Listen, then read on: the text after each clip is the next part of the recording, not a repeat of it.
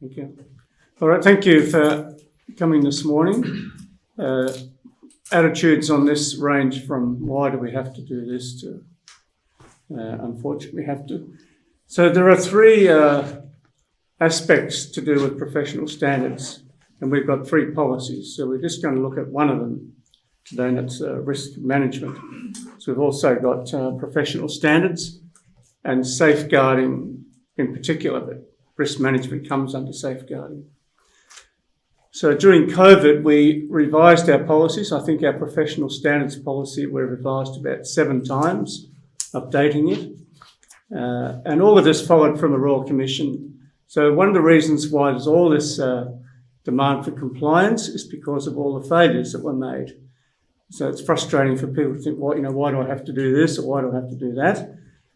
For example, if we go to Adelaide, any of us who are priests, we can't even visit Adelaide unless we write to the bishop, apply to go there, even if we're just going for a holiday, and you have to fill out every time a form that has to be signed by the provincial that you're safe, and you have to make your own declaration. So does it mean that it's like a visa application? A bit like that. In Australia? Yeah. Thank you. Yeah. So what we're following is what every organisation has to do, and obviously the church is under particular scrutiny to do it well. So I just want to start off with a couple of definitions, because in this policy of safeguarding and risk management, we're talking about children and adults at risk, who are sometimes called vulnerable adults. Who would be a vulnerable adult? Can you think of a couple of people? Me. Categories of people? Disabled people? Or mentally challenged. Yeah, mentally challenged people. People going through trauma or crisis. Exactly, people going through crisis. There's a lot of abuse of people in aged care homes. People with dementia, who are taken advantage of, all those sort of things. So the definition of a child is someone who's under the age of 18. So in our policy document, any reference to a child or to children is a reference to people in that category under 18 years of age. And the abuse of a child or an adult at risk can include physical violence, sexual offences, including grooming, so getting someone prepared to be abused. We'll say a bit about that. Serious emotional or psychological harm and serious neglect. And you often today are hearing about these cases in aged care homes, especially at hospitals, where there's been serious neglect of people. So it doesn't have to involve physical contact or force, because sometimes the grooming, for example, is stopped. But the intention is very clear what someone is trying to do there. ABC had a report yesterday about a former cricketer who abused many young boys in a cricket program. So you can read, if you read it, you can read all the signs of grooming, what he did to gradually get the boys on side, to like him and to trust him. So that's online grooming as well? Yeah, exactly. Online grooming. There's a lot of that happening. So sexual assault, harassment, or any other conduct of a sexual nature between an adult and a child or a vulnerable adult can be physical, verbal, or emotional. It can include talking in a sexually explicit way that's not suitable for a child's age. What Millie's just raised, sending obscene mobile or text messages, intruding on a child's privacy, showing pornographic material to a child, or forcing them to watch a sexual act. And those last things are what you quite often see in the grooming process. It's leading to something more, but that's where they start. So probably already covered this. An adult at risk is an adult older than 18 who, by reason of their circumstances, disability, age or illness, including mental illness, their cultural background, homelessness, bereavement or trauma, displacement or domestic violence, may be unable to take care of themselves or may be unable to protect themselves against someone harming them or taking advantage of them. So we'll say something in a minute, but the grooming is very important. I suppose one of the most important parts for us to get a handle on in this session of people at risk. And just a couple of things that you note there. You don't have to suspect someone's a predator to call out improper behaviour if you see it.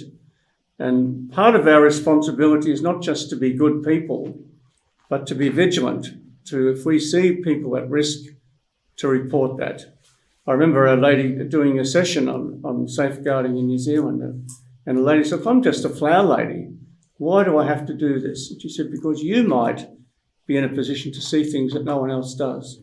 You might see a child come into the church or the sacristy, and you see another adult there, and no safety measures are in place. So that can be our responsibility at times. So the policy has 5 basic principles, and they're very obvious to us. That child's safety is central to our values, thoughts and actions. Being Christians, that's pretty obvious. That we value and respect children or any adult at risk in any engagement we have with them. So it's not just a matter of, I respect my elders. We show suitable respect for children, and especially the risk they are at of being exploited. That we must create conditions that reduce the likelihood of any harm to children or adults at risk. That we must create conditions that enable us to identify any potential harm to children. That was what I was just mentioning. And we must respond to any concerns, disclosures, allegations or suspicions of harm related to children. And the Catholic Church's history of sex abuse is riddled with the failure of that, of people who were told and did nothing about it, or as you've heard at times, there was an accusation made about Father Smith. So the bishop moved Father Smith to another school area, another parish, and the same thing happened. So all of this is necessary and demanded as a follow-on from the Royal Commission of every organisation. So the Passionists are obliged, like other organisations, to have documentation that explains our policy and practice with regard to these values, and we have to follow through on anything we discover that's lacking. So that's why we've often upgraded. I was telling someone, there's a story about a man who applied for a job that he saw advertised about selling Bibles, and he had a stutter. So they asked him, are you sure you want to do this? And he said, yes. So I found after a few weeks, they'd have a weekly meeting, that he was selling far more Bibles than anybody else. And they couldn't work out why. So one night they asked him, could you tell us what's your strategy? And he said, well, I ring the doorbell, and when they answer, I say, would you like to buy a Bible, or would you like me to read it to you? So we're not going to read the document here. And in fact, our committee has said most people don't need the documents available. It's on our website. But if we can attend a session like this, the core parts of that are covered. So there are some obstacles. The first one is either active or passive resistance, based around this question, why do we have to do this? When we started a few years ago with our own professed men, most of them were saying, we read about all this, why do we have to do this? But now they don't have that attitude because they've seen the stories come out, just the danger of not being aware of what you're required to do. So why is that? To attend these sessions and to sign a code of conduct, which Tina's got some copy of, most of you I think have done that, it can seem an unfair questioning of integrity. I'm a responsible person, I've been going to church all these years, and why do I have to do this? So are all the pedophiles. Yeah. No, they're not. No. Pedophiles are people who have presented as, the priests especially, brothers, they're presented as the most upstanding people, Yeah. and that can be the best way to groom someone because you trust them. So it can seem like it's that, but it's not. It's not that. It's just a demand made of us all. They'd be the first person to protest that they have to do this. So if you have a public role, you're seen as a safe person, and it may only happen once in 20 years that somebody has seen you reading, doing the flowers, whatever. So the presumption for that, let's say it's a child or an adult at risk, their presumption is, I can trust you. And maybe something's happened to them, and they go to such a person for help, and that can be taken advantage of. We're trying to cover every aspect when we say this. So the aim is to create safety for people who are at risk and to protect yourself. Probably you're aware of this, but today we have had claims in the last year or so from people. One, for example, I was 5 years age. I was in a church run by the Passionists, and I was abused once. I don't know the name of the priest, or we can look up who was there at the time, and if there was someone we were suspicious about, we could say that. But if we're not, there's no defence against you. And under the redress scheme, you have to pay an amount for that complaint. So if we put ourselves, any of us, in a position where we're with a child or an adult at risk, there's no one else there, we can be in danger. So advice, for example, for us as priests is never go and visit such a person on your own. Even amongst all the vulnerable adults would be perhaps a wife whose husband's just died, and she's vulnerable. And in such cases, that's happened. Or the children are particularly at risk because, the father or whoever it is comes around to visit to offer particular help. So we have to be very careful about protecting ourselves, not putting ourselves in positions where we can't account for where we were or was someone else with us at the time. That's the reality of the world today. It's a new normal that we have to accept in order to keep people who are at risk safe.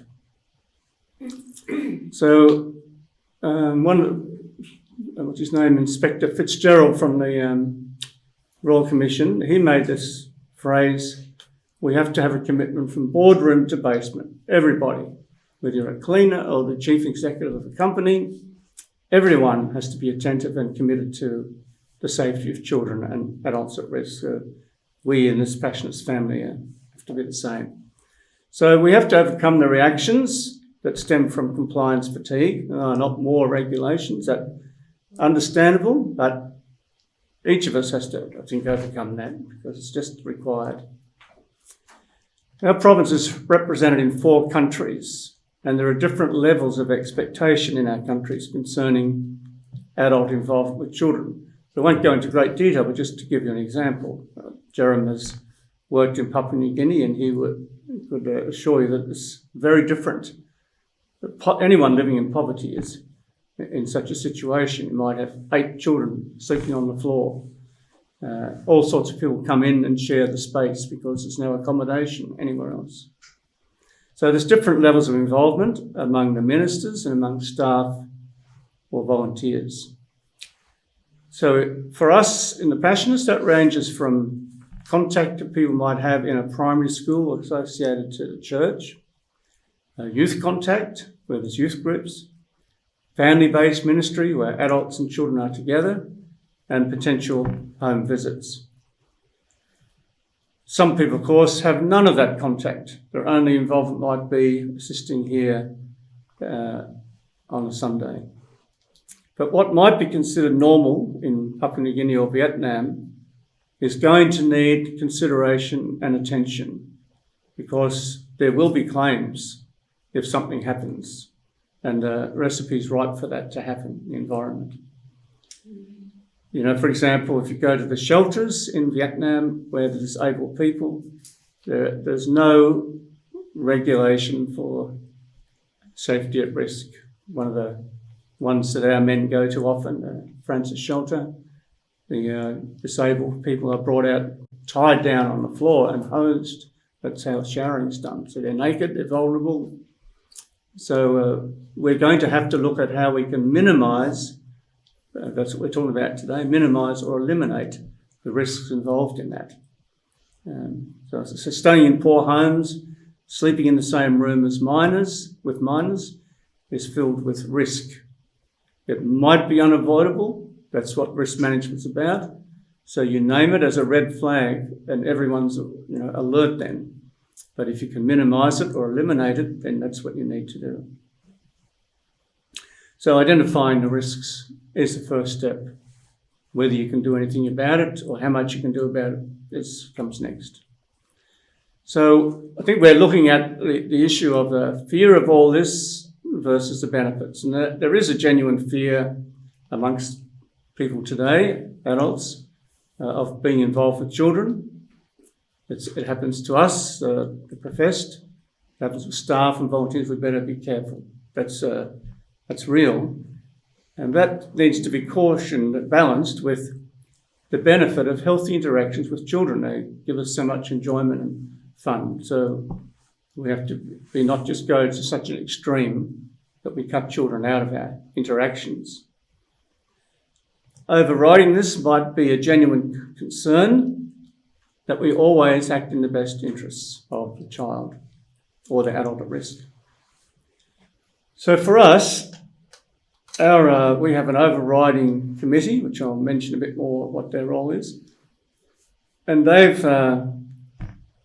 followed the advice of the Royal Commission that every meeting we have, and that would include, we've got Francis and Michael here, Tina from the Passionless Family Groups, the A-team, every time they meet, come away team, there should be safeguarding on the agenda. Is there any issue about safeguarding that we need to note?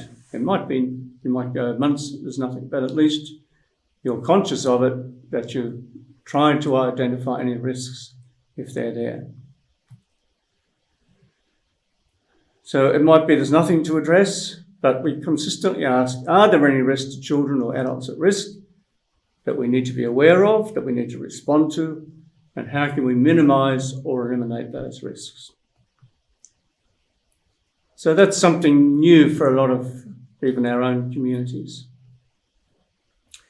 I think very important is to be aware, if we can, of the pain that's caused by sexual abuse. It will help us to accept the seriousness of this and the inconvenience of the issues if we can appreciate the terrible pain that abused children have experienced all through their adult lives and how relentless that suffering is.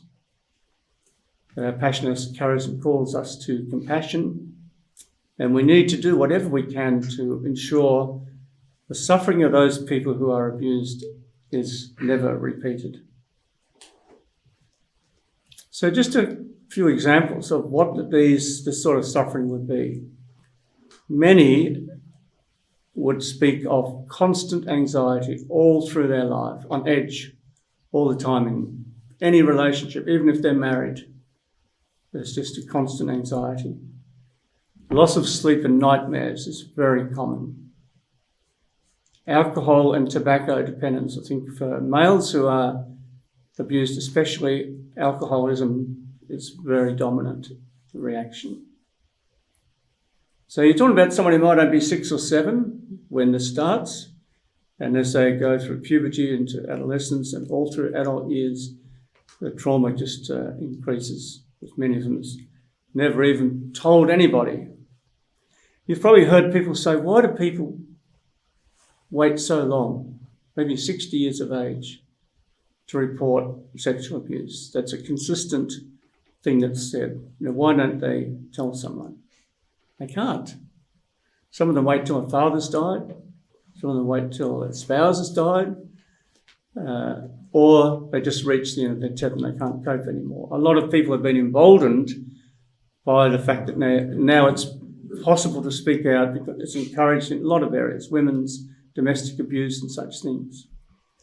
but a lot of them just could not tell anyone. I remember a man telling me his father was very prominent in the parish, and he just had the parish priest in the highest esteem.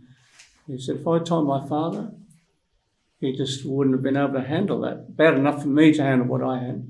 So I waited. I was 64 when I buried my father. I said, now I can tell someone.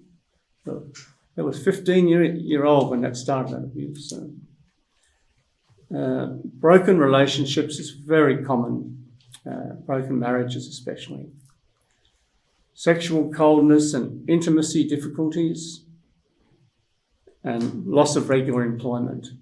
So people say, my whole life's been ruined. I have never been able to hold down work for all these other things that are going on. And that's been the cost. And often, as I say, I had to wait for so many years. I went to a seminar maybe 10 years ago. They showed some videos of a clinic in America for abusers who were priests. And at one stage, they just showed us a video and asked us just to comment afterwards. So they interviewed this priest who'd been in therapy for 4 years. And they asked him, we want to video this and you've agreed to it. We're just making sure those watching know that you're doing this freely. You've been here now getting help for 4 years. We'd like to get some advice from you.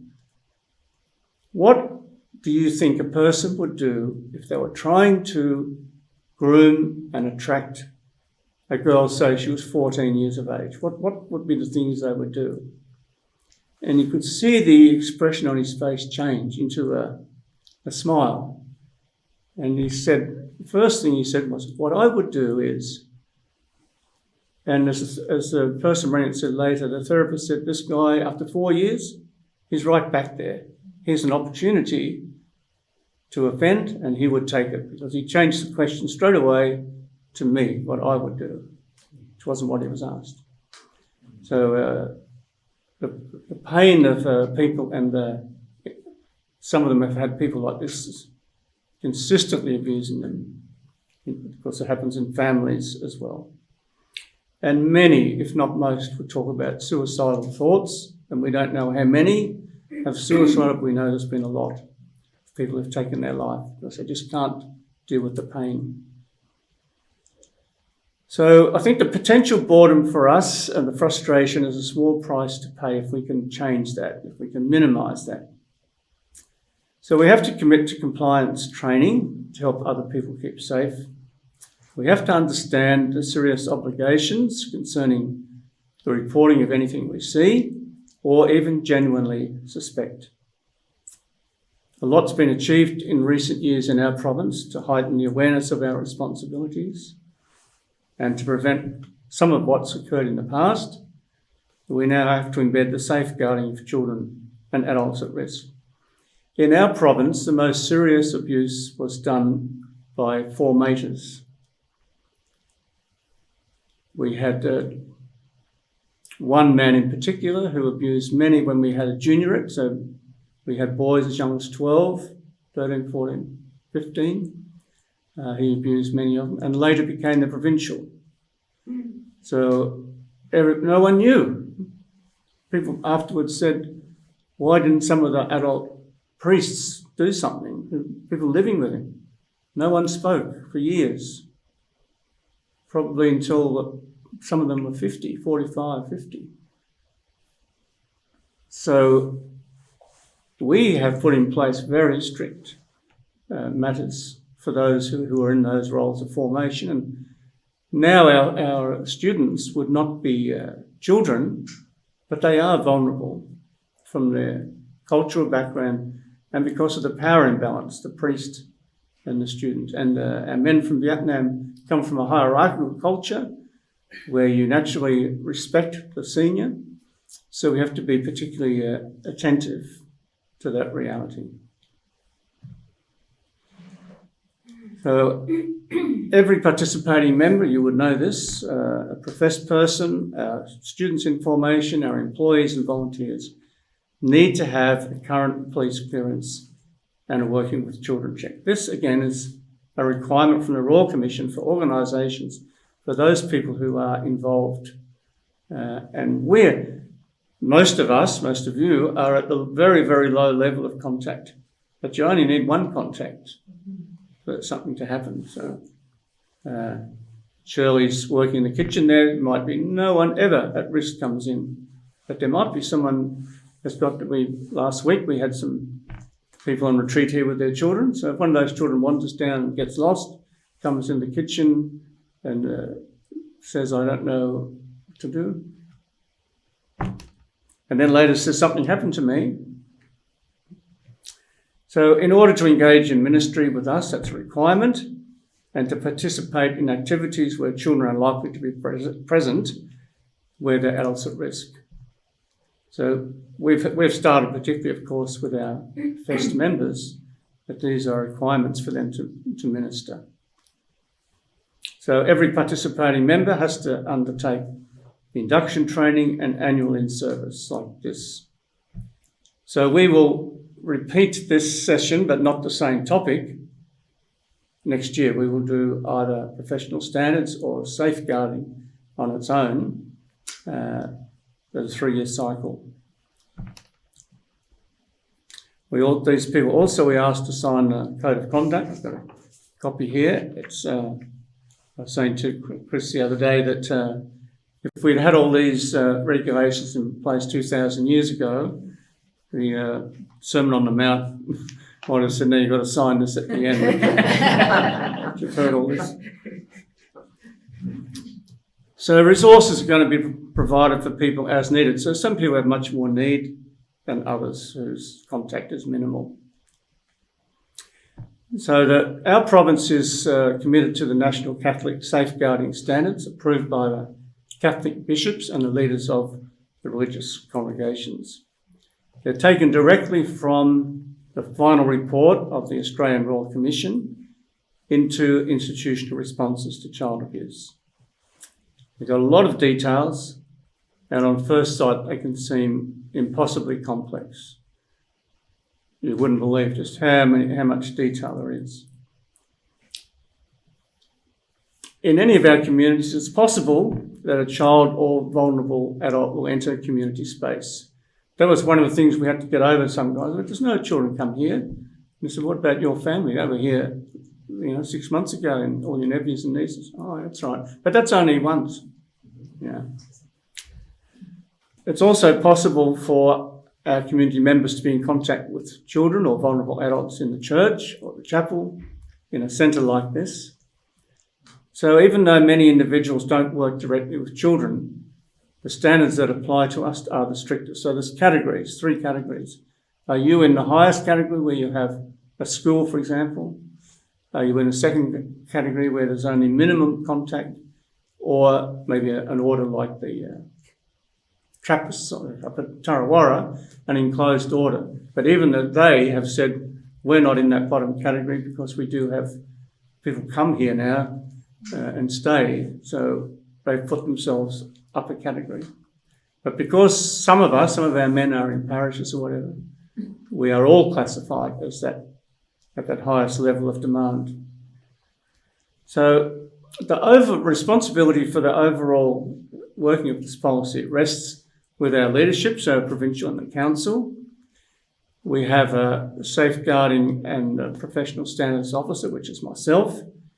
We've got a risk management officer, which is Tina, and in time she might take over the other role, hopefully.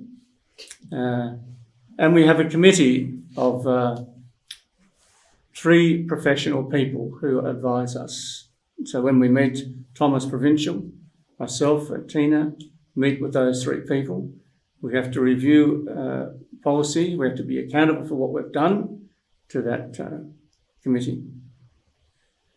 So all of us have got an obligation to be informed and to be actively compliant. So that's one thing that this achieves. And we should be keenly identifying and reporting risks. So we'll go through a little bit later briefly what the steps are to minimise risks, and you'll see that that's together sometimes with what we have to do. So we'd be saying to you and to anybody who comes to Mass here, if you see risks, please tell us, because we may not see them, and you might notice something that if it was put in place would help us to reduce the risks. So a little bit about grooming behaviour. I've already said a little bit. Examples of grooming would be, so this is preparing someone.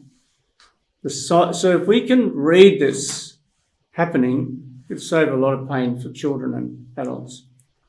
So the typical thing would be someone might start off by giving gifts or paying special attention to a child, to a young person or a vulnerable, or to their parent. It's very common, as I said, say after a funeral, a minister, priest, whatever, has in the past especially started visiting the family and then paying particular attention to the most vulnerable child, giving them gifts. I'll take you to the football. Would you like me to take you to the football? Oh, that'd be wonderful if you would do that. Yeah. So making a person like this feel very special and indebted to the adult. When you're young or vulnerable, how are you going to read this as anything but wonderful to me? And even after the story that's just yesterday about the cricketer, 6 years this boy talked about, he wanted to play for Australia. And the way he was groomed, he said, I just couldn't get out of it until a certain stage. So then making close physical contact, inappropriate tickling, wrestling or play fighting, which becomes sexual. The person would send a lot of messages, it's your birthday or whatever, how are you today? Ask them, keep the conversation secret is almost unanimous. It's as if they all went to the same school. We've got a very secret and special relationship, so don't you tell anyone, because they might think that you're not as special as you want to be. I try to find out more about the child and encourage them to share information,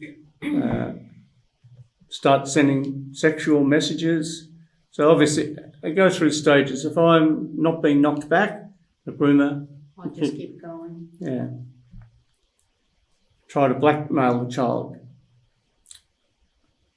If you tell anyone about this, I'll never believe you. That's a very common one. And I won't be able to give you anything anymore. So that works for a while. So there are some of the things that we might be attentive to. It's not as if we come to Mass on Sunday and look at, who's out there that might be grooming someone? But you might see that obvious signs of that anywhere. Out in civil society, you might see that something doesn't look right here. So we've experienced a lack of compliance from some of our members in the past. As I said, when we first started doing some of our own guys, I'm not going to do that.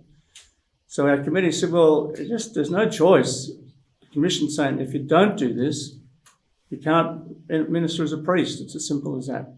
So compliance increased quite significantly then. The risks of that lack of compliance are now more serious that there's public audits. So we will be audited. You have to demonstrate that you've done what's required. We have to. Have people been informed? Have they done this? Have they done that? So acting on advice from that Safeguarding Professional Standards Committee, the Provincial has told our men that if you don't comply with the requirements of the province policies, you won't be able to exercise ministry until you correct that. So we have to have cooperation from everyone, hopefully without resistance. COVID-19 has restricted our in-service. We haven't done anything in the last 2 years because of that. Some of you came to a session we did in the chapel just before then.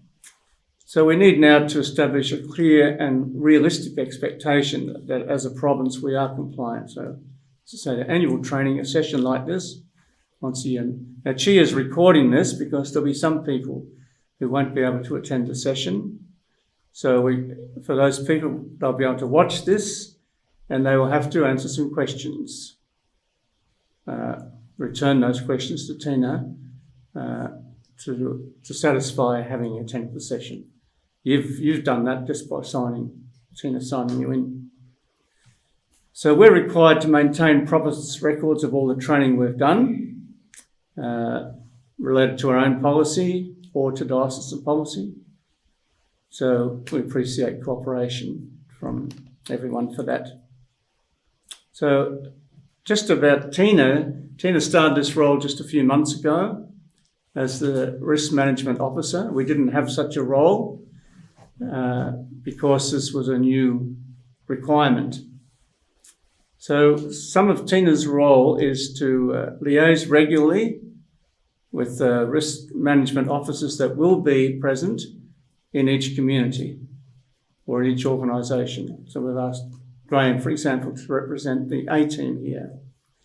So there'll be a little dialogue about, are there any issues that you've identified? Do you need any help? So in each of our communities, there's someone exercising that role. So there'll be, every 6 months at least, there'll be some sort of accounting. Yes, we identified these risks and this is what we've done about it. She'll retain all the records related to documentation, including attendance at training sessions. She'll record any actions taken at the local level in response to risks. They'll be passed on to her from those organisations or communities. She'll provide the training, particularly in this area of risk management. So I'm doing today, and Tina's doing next week, and onwards and upwards. She'll have contact with many or most of the Passionists involved in ministry in just completing this task, and work closely with myself in this role as professional standards officer. So let's take a 2 or 3 minute break, and you can either sing a song to yourself, make a comment or ask a question to someone near you. Stand up and have a stretch, but we won't make it too long. We want to finish on time. All right, let's take another break. Where's the free cappuccinos? No, that's afterwards. All right, so why the annual training? As I mentioned, we've got 3 policies, and we'll do that over a 3-year period. And this particular session is to do with risk management. The others are safeguarding and professional standards. So let's talk a bit then about risks. What are some risks we could expect at any or all of our communities related to the safety of children or adults at risk? Would you be aware of any risks that have been reported? What now? Yeah, are you aware of any? Nope. It's some time ago, I know I was here and there was just a knock on the door and there was a girl there really distressed, wanting to go into the church to pray. And I think I probably handballed it to the office, but talked to her for a while. But I think that kind of thing could probably happen here. Indeed. Yeah. At any time. Somebody, didn't know whether she was a stranger or whether she was part of the community, but it was just somebody that saw a sign or came in and there they were. So yeah, one thing that used to happen quite often, and it was only after we started doing this training for our own guys that blokes started to say, we can't do that, is that people would say, a mother might say, Johnny wants to go to the toilet. Where's the toilet? Could you take him? So come around here to the toilet here. Well, now we say, look, I'll get someone here who knows to take Johnny around, because there's a risk there, isn't there? So, but a mother would normally take her own child to the toilet. She wouldn't. it used to happen often. Yeah. Someone, I mean, they wouldn't today because, No. but Few weeks ago, Brother John, me, and Father Eric Miro asked us to prepare table tennis in another room for the children. And while we were preparing, and we just recognized that there was no adult there. So I asked Father Eric and John to just go, because there may be risk. The children may sometimes we may not, the children may not, we do not do anything for the children, but they may report to the parents, Brother G do something very good to me, and he need me to go along with him, and then we speak very nice conversation. And the adult may say that, this guy may lead to my child to somewhere serious. Yeah.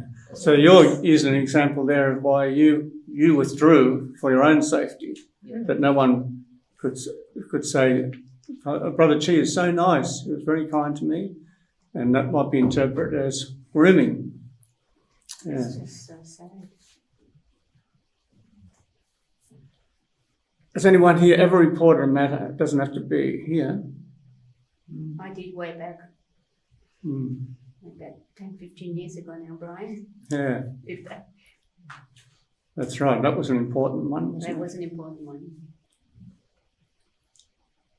So what's an example of a risk that's been identified and what was done to respond to or to minimise the risk? This would be worth exploring, or we can perhaps imagine something. I know when I reported what I did way back then, you took immediate action, and I felt at peace that something was being done. Mm. Mm. I know teachers, if they take a child from the playground who's had a graze or fallen over, there have to be 2 people in the sick bay.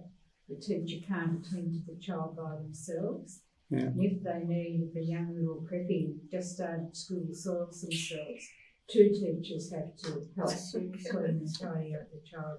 And that's very labour intensive. Yeah, and there's not enough causes all teachers. sorts of difficulties because the staffing isn't there and other people have to come off their lunch or come out of the staff room. And so, compliance involves a lot of cooperation. Yeah, and as we go, let's remember we're trying to reduce the risk, minimise the risk, eliminate it if we can, but at least minimise it. So if you can't have 2 people there, you have 1. You don't say to the kid, "Oh, tough luck, you've got no one to look after you." But perhaps be aware of that sort of situation she just talked about, that if you do something on your own, you are making yourself vulnerable. So got no choice sometimes. Yeah. That's when the Good Samaritan comes in. Maybe. And I know counselling rooms Then it in gets some of jobbed the in. facilities I was in had to have glass windows put in the doors. Yeah. Couldn't have a solid door. Yes. No, we did that here Ages ago, yeah. ages ago, yeah. And we would never, talking about the students, would never interview the students in a room where that's not the case. So I'm going to give you a few examples.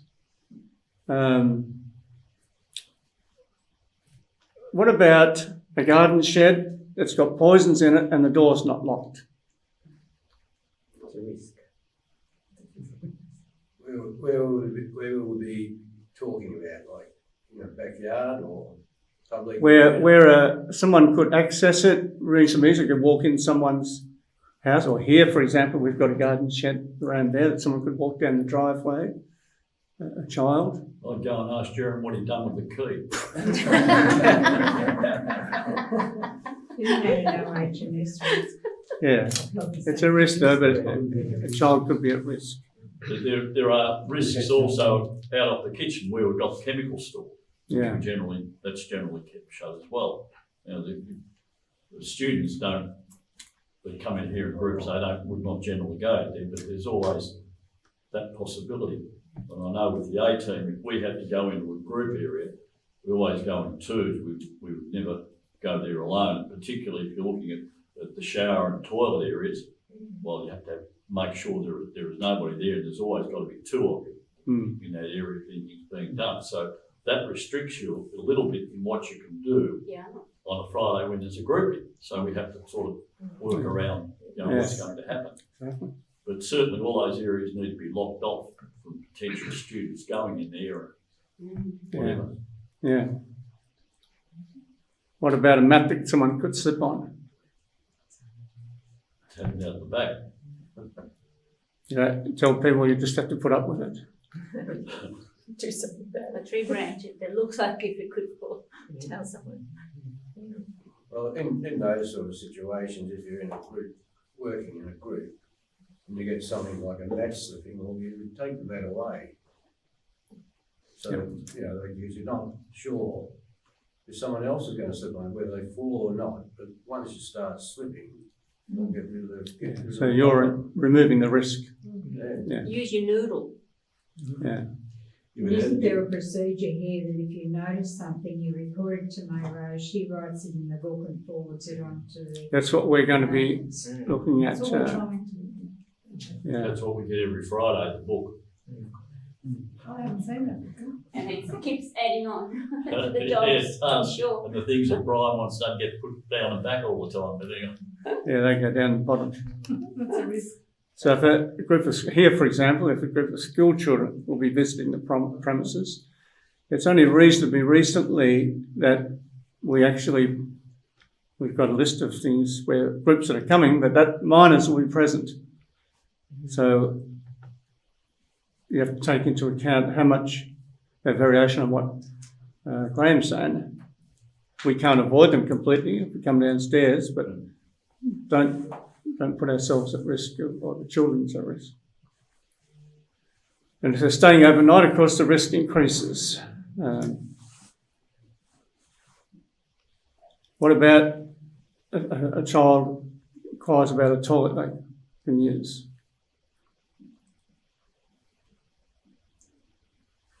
Tell them. Tell the mother to take the child to the toilet and stop bugging you. You need to tell them, don't you? But you don't say, I'll take you by the hand. A single parent mum's asked you to visit her. Yeah, that's a tough one. That's a tough one. Much more complicated. Yeah. Yeah. A parent asked, could you keep an eye on my son for a few minutes? Remove your glass eye and put it there. Yeah, keep an eye for every distance. That's hard. Someone says, I haven't signed the code of conduct. Tie them up to the chair until they sign. Get the electric chair out. Really? I'm So trying to find answers. that's just to get us thinking a bit. A risk is the possibility of something bad happening. So it includes all these work health and safety issues where a child can be affected. Some risks can be eliminated, some can be minimalised, some remain risks. So the register, when it's kept, has to say that we've identified this risk, but we can't do anything about it at the moment. But that's registered as needing to be attended to. Could I just say that risks are an individual thing. You know, you might consider something to be a risk that I wouldn't, vice versa. Probably there's all these people here that have different things which are risky, but other people wouldn't think that. Yeah, so if anybody identifies what they think is a risk, we'd be asking them to report that to the appropriate person, and then has to be taken from there. And one of the steps that would be taken would be to report back to that person. It might be we've discussed this and we don't see that as a I'm just significance. going on the definition of the risk, possibility of something bad happening. Yeah, the I possibility. think something bad is going to happen, but I may not. Yeah, but if you think it might, you would report it. Oh, absolutely. Yeah, so that's what we'd be asking everybody. If you think it's something bad's going to happen, you've got a responsibility to report it to the appropriate people. And in the process, which we'll just quickly go through, is that is assessed and a decision is made about what you're going to do to eliminate it or minimise it. Yeah, And that would if include... I don't consider it to be a risk and something bad happens, where am I then? Well, if you didn't report it, Well, if you did report it, it was a risk. yeah, well, you can't be blamed for that. But if you reported it and nothing happened, that would be pretty serious, depending on on the thing itself. So, a principle of work health and safety is if someone reports something that needs to be done, like Jerem has put a big rope around here. We were hoping to get the trees attended to months ago, but all the rain in the winter hasn't made it possible. But it's marked as an area to avoid. Whereas if instead you just said, oh yeah, we'll tell anybody who comes here if we remember that there's a danger there. What about verbal consent? How does that apply? Like, for example, as a nurse, we require consent for an operation, for a procedure that's quite invasive. But a lot of what we do to people is just a verbal consent, and that's in a court of law that is enough. So how does that apply here? Well, mostly that's what you're going on. Mostly you'll have someone reporting something verbally, but then it has to be recorded and assessed and then follow the steps through, which I'll just go through. So the first thing is to identify the risk. So Des is there saying, look, there might be something that someone thinks is a risk, but someone else doesn't. But that's the first thing. Is this a risk? And if in your opinion it is, then the thing would be to report that. So the second step is to assess what needs to be done. Obviously that risk has now been identified and reported to someone. So what will we do about this? Then plan the best outcome and then implement the required action. So they're the 4 stages. And that can be done reasonably quickly in most cases. Sometimes it might require more thorough investigation as to what we need to do it properly. So each of those steps will be recorded on a chart. So Des Rigby has reported this particular incident. We talked about it, assessed how serious it was, and determined this is what we need to do. This is how we'll do it, and it's been done. Or it's still outstanding, whatever that is. So, for example, that issue of the poison in the garden shed, you say, okay, what the risk is that a child or adult could drink the poison and not be aware. It might be in a container that's not properly marked.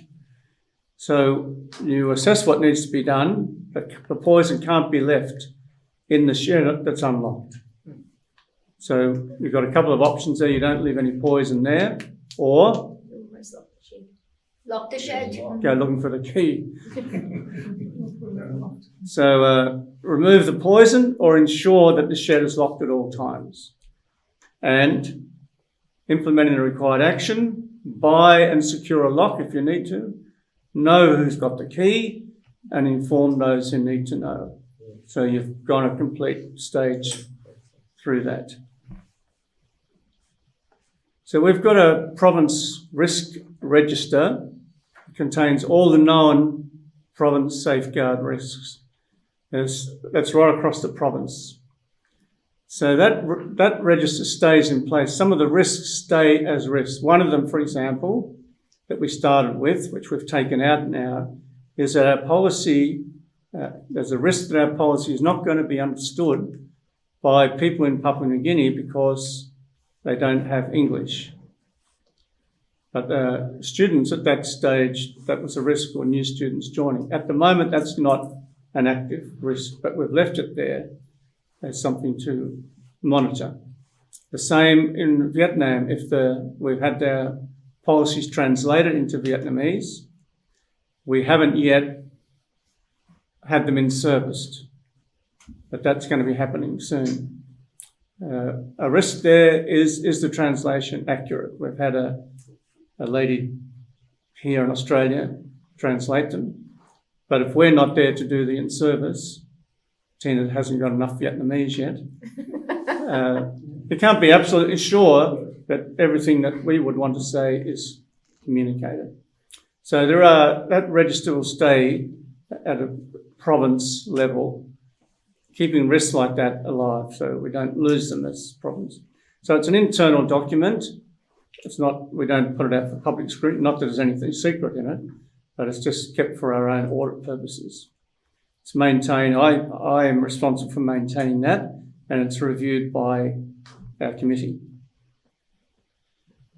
Then we've got the obligation to report and monitor risks at an organisational level can be done using the register, the same register as I mentioned before, there'll be an officer in every community or every organisation. It's a very simple process.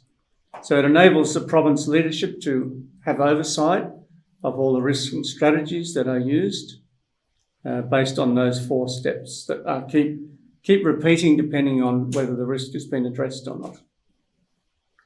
So the local risk management process, which Tina will coordinate, is that any risk in relation to safeguarding children and vulnerable adults is identified, recorded in the register, and then risks that can be identified from a variety of sources within or outside the local community or the province. So we would be saying here at Holy Cross, it's everybody's obligation to report risks. So we'd be actively asking people, if you see something that you think we have not seen, just tell us, so that it's not just it's left to the professed guys, because our vision may not be or won't be wide enough. And we can do something about it then. So all risks are consistently assessed. As I say, some of them we realise we can't eliminate. We can minimise the risk, make it less, but we may not be able to eliminate. So we keep it active on the register. So each risk is assessed in terms of its degree of being likely and what impact it would have if it's not attended to. The local risk officer, so I mentioned Graham for A team, he'll share that register with Tina every 6 months. He doesn't have to every week say, we've done this. Keep a record of issues that they've seen as a risk and what they've done about it. At each level, the people involved should suggest the appropriate responses. So if Des sees this risk and he knows that other people mightn't think it's important, but based on his observation, this is what I think would be the result if nothing's done. And then that can be followed through then. So we record the result. Unless we say we haven't resolved it yet, it still remains an active risk. So for each risk, when the response is required, a risk owner and actionee will be identified. I own that I have reported this risk and I want to make sure it's actioned, seen through. So they'll be tasked to manage the identified risk responses. So mainly those risk owners will be the person we designate. So Graham for the A team. Each of our local communities will have someone, and Tina will do it here for Holy Cross. The risk owner would normally be the risk officer who keeps the register. It could be the community leader, but it doesn't have to be. And the person who takes action will be someone designated. So Graham might see something that needs to be done here, and he might ask someone, not himself, to do it and follow it through. The weakest part of risk management is the implementation or lack of it taken by the person who owns the risk or the person who's been asked to do something about it. If they don't, and no one follows that up, you say, well, that was a great process. We saw a risk, we assessed how important it was, but we've done nothing about it. So that's the thing we have to be alert to. Because if nothing is done, the risk doesn't become a priority, so then it remains that a child could be harmed if we don't do anything. Ideally, the more senior the risk owner, the better the result will be, because they've got maybe a position of responsibility. Whereas someone says, oh, it's not my job. I know they asked me to do it, but it's not all that important to me. So how it looks like, we'd be asked, what are the hazards? What could go wrong? What would reduce the risks? So when we ask a question like before, a child inquires about a toilet he or she could use, these ones I mentioned before, would you like to just pick one of those? Let's take the last one. Let's say you see the same person, call him a man, hanging around where young people gather, and it looks like He doesn't need to be there, but he always seems to be there. What could go wrong, or what would be the risk? Can we take just 1 or 2 minutes, just talk to someone new? What would be, what would reduce that risk? Well, we can suggest that the person might be just but what if the person simply John,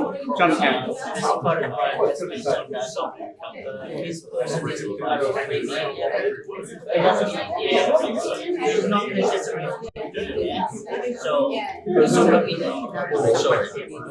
I say, who are we to say that that person can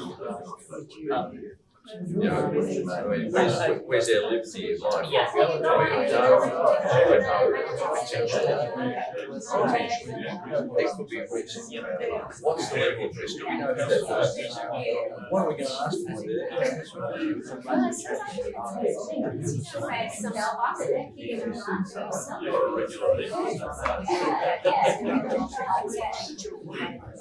And he might enjoy the fact that he's not there. He might enjoy watching the children play. Simply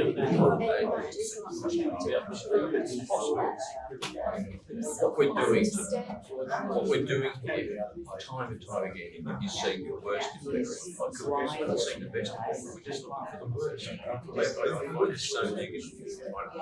So, Christian. That's sometimes also what's reflected in the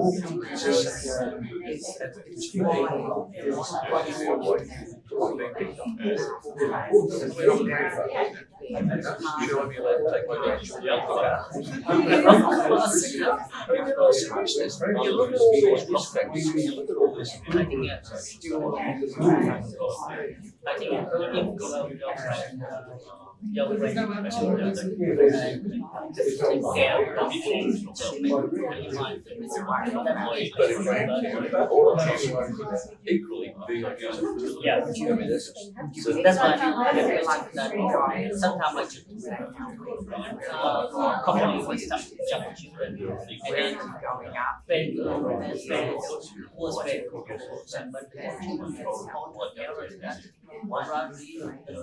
was very good for us.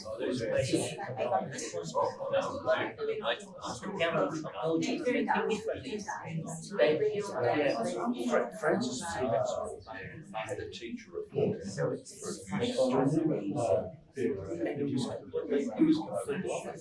they just didn't like the man.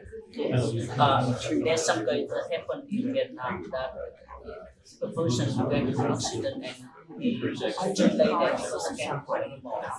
And then someone calls help. Then when the one come to help, the person should grab the helper is the one who made that accident, so that the helper becomes victim.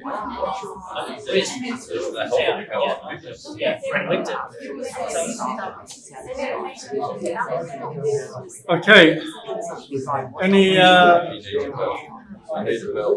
Any comments?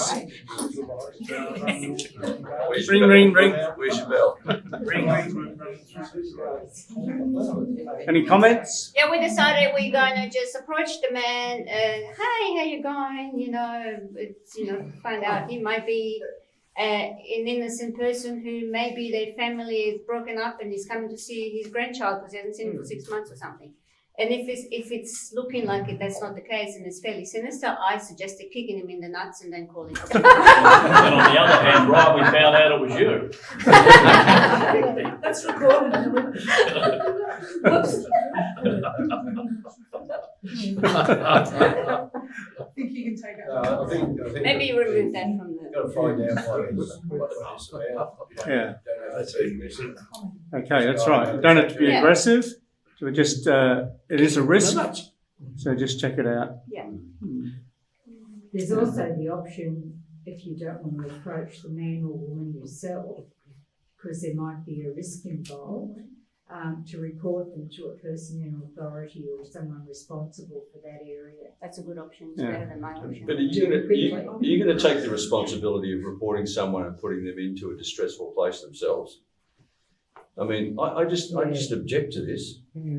That person could be a completely innocent person. You have no idea, and you go and report them to an authority, and then they've got to defend themselves. Defend themselves about what? What have they done? What crime have they committed? It's a very fine line that we walk on. I think it's very difficult. I think The other side of that, Michael, is if we're talking about risks. So if something happened to a child out of that situation, and we're talking about someone who's looking a bit suspicious. That's who's all. the victim? Yeah, but that's if something did happen and you say, I saw that, but I decided not to do anything, you'd be saying, well, there was a risk and I didn't go through the steps that I could have gone. Like, I can do it without any aggression or accusation. Yeah, just how you going. Or- I would put it, you could make it equally traumatic for this person hanging about. Well, you could, but not equally, but you might be. What? You might say, look, I'd be quite comfortable saying, so look, someone could interpret you being here quite often around here as having intention. So I'm just warning you that it might be worth you taking that into account. Yeah, we don't have to You can- protect them. I think the idea would be to approach the person Yeah. and That's have what we words. said. That would be the That's idea. preferable, But to definitely. report them to someone, you are now starting another action altogether. Yeah. And I think you'll find that there are lots of people out in that world who could have been the abused at some stage. And now you're going to go and hang them. I mean, I'm just... No, we wouldn't do that unless you had good reason. Well, you approach But them you nicely can, first. you can get a very officious police person Yeah. and bang, you're gone. It happens. Yeah. It truthfully happens. Oh no, it happens. So A lot of things happen with even less evidence than that. I mean, these days a lot of clergy are I mean, presumed this guilty. is the difficulty of all of this issue. This is the horrible difficulty that everyone's painted guilty until innocent. That's true, but I can tell you that as a victim of child sexual abuse myself, I was abused at the age of 9. I wish that someone had said something because it did destroy my childhood. So even if it's just, like a comment or, how you going, what you doing here, or whatever, and then you see something isn't right, then you report that person. It's better than a child being completely destroyed because of that one person that nobody suspected. There's truth in that too. So it goes Maybe two that- ways. That person, man or woman, Yeah. hanging about, Yeah, actually needs some support and assistance themselves. exactly. There could And be this lots of contact things. might be the way that support for them starts. Mm. But what Michael's saying is go up to the person. I tend to agree with that and have a conversation and see. Yeah, but Not everyone can do that, I understand that, but just see what Well, they that's are. the preferred first step, isn't it? Yes. To go and just sort of, hello, You don't hello, what are you don't have to doing? march down the police station and Can I help you, you know?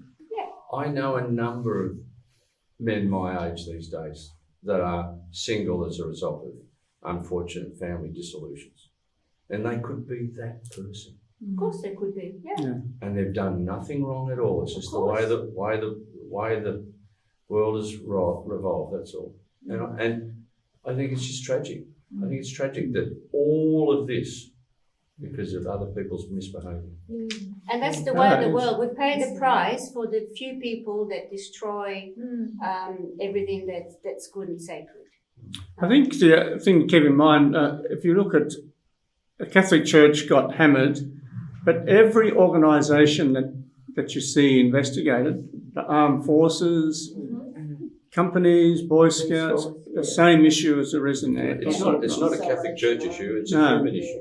So but it means there are people at risk out there as a result of behaviour that we're all paying the price for. We do pay the price for the few. But you know, it's working. The risks are being observed more carefully, and bad behaviour is being reduced as a result of that. We thank Julia Gillard for calling that commission. I think it's important in a way, I suppose it's coming from a discerning place, not to respond out of fear, but to respond out of an assertive concern for what's happening. So you're not being defensive in your approach to somebody, but you're not being totally passive either. You might say, oh, look, do you come here when, you know, do you live close by? Or, you know, have you got a family of your own? Things that might give you some more information. We had a passionist brother who sexually abused, and the only comments that were made that could have prevented some of that was some young people reported they weren't comfortable with him always being around the youth and often putting his arm around kids. Some of the parents didn't think that looked right. They didn't accuse him of anything, but it turned out that was grooming, and there was a lot of them got abused. And someone said if only we had listened to those young people saying we're not comfortable with this. The attitude was, oh, he's a brother, you know, he wouldn't be doing anything. So better on the side of caution, as long as you do it without necessarily damaging. All right, so these are the 4 steps. If we see a risk, identify it, assess what needs to be done, plan how we can respond to it, and then implement and record what we've done. So I'm going to put up here 4 questions. And for a couple of minutes, can you group over there? This is a very simple one, the first one. It's based on what we've done. What's the answer to that? This little group here. Second question, what are 3 signs of grooming? From here, Shirley, around Pam. What are 3 common effects of sexual abuse on a person? Someone can groom me. John give me $1,000. And Sue, what are some aspects of Tina's role? What she's going to be doing? I'm just trying to work on how often. Depends on how Can I just say something? Can I just say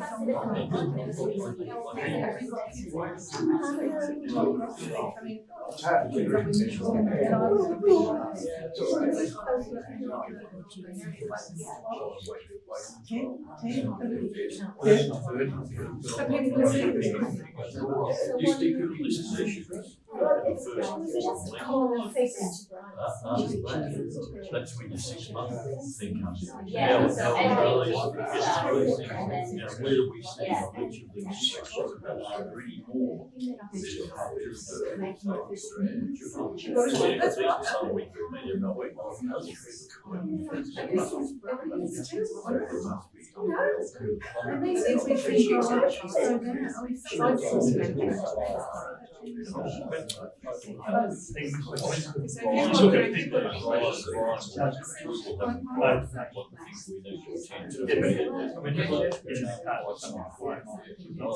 There's some things that people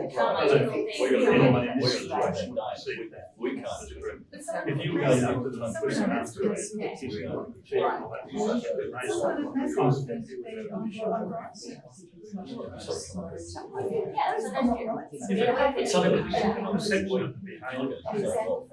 Okay.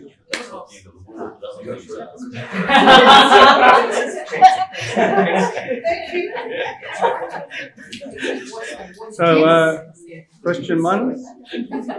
Well, I think we agreed on the fact that it depends on how many risks or how many safeguards you come across that you need to discuss. If you've got, and how urgent they are. So if you might have one thing that's urgent that needs to be discussed, well then you would have one the next week.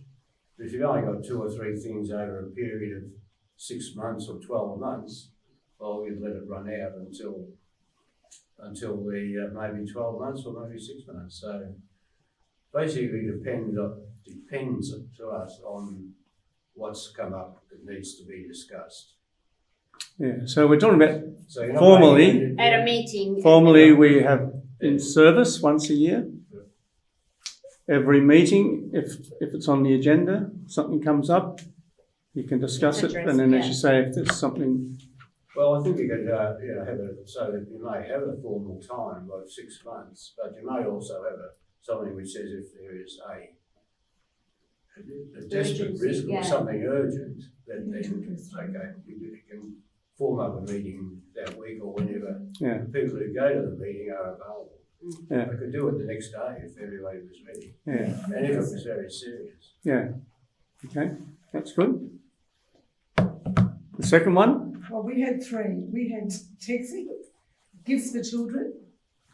So perception of giving gifts to children and physical contact we're talking about young people, young adults and children. Everybody? Yep. you had common agreement there? Yes, we all agree. We were stuck on one. Tina said we had to. Yeah. I said, yeah, that's a risk. The third one, Write it on the thing. Anxiety, which is prevailing and lasts a long time, damaged self-esteem, damaged emotional capacity, difficulty in forming relationships, hypervigilance, difficulty in coping with the ordinary things of life like employment, and dependence on maybe alcohol or drugs or other things to get them through. very good, Wow. 5-star. And what are some aspects of Tina's role? Do you want to speak, John? Or? Yeah, I think Tina's role is more like a bridge, yes, to make sure that what we acknowledge and make sure it actually actions.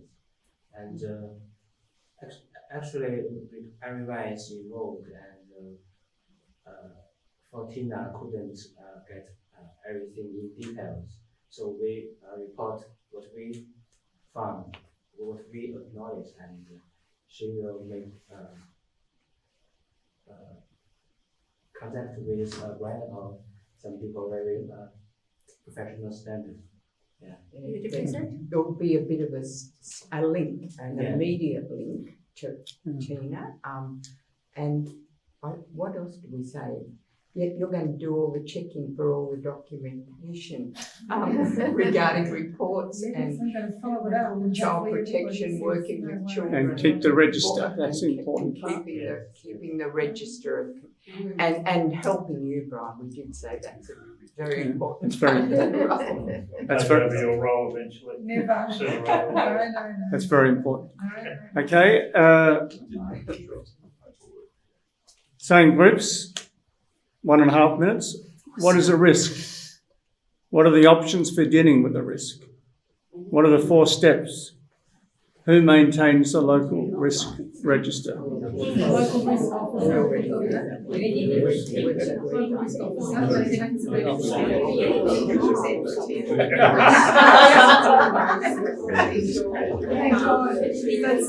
Does he need someone to show him where? Does he need someone to show him where to go?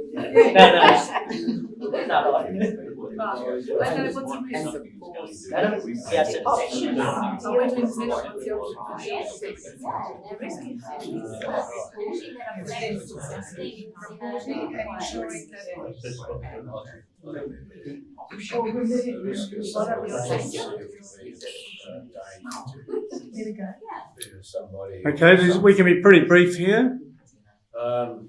Would be something that you would perceive to be a danger to either a person or maybe property as well.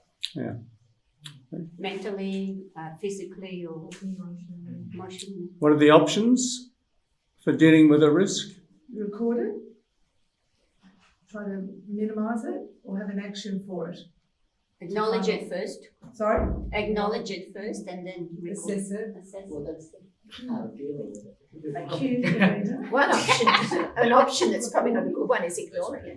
Yeah, you could ignore it, but you're going to minimise it at least. Maybe you can eliminate it or you keep it And alive. record it, and keep us alive if we have to. 4 steps. Have an action. So identify the risk, plan the action for the risk, carry out the action of the risk, and then identify or the outcome of the risk. Check, measure. So the second one is to assess it.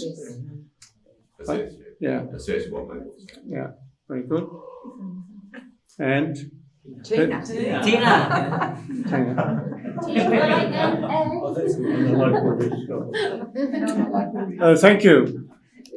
Thank you, Brian. Thank you, It's all passed.